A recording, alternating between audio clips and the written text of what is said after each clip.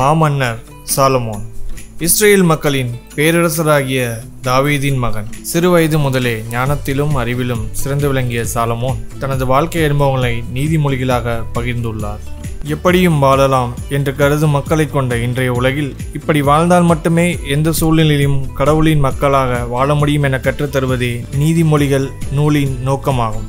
நீதிமொழிகளின் போதனைகளை வாசிக்கும் போது இஸ்ரேல் மக்கள் எந்த அளவுக்கு ஞானமிக்கவர்களாகவும் அறிவாற்றல் உடையவர்களாகவும் கடவுளை பற்றி பிடித்து வாழக்கூடியவர்களாகவும் இருப்பதில் அக்கறை காட்டினார்கள் என்பதை நம்மால் அறிந்து கொள்ள முடிகிறது.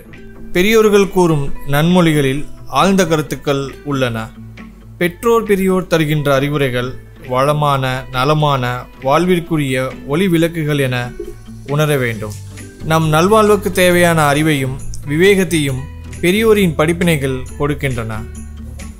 வாழ்க்கை நீதி நியாயம் நேர்மை நிறைந்ததாகவும் விவேகம் உடையதாகவும் இருக்க வேண்டும்.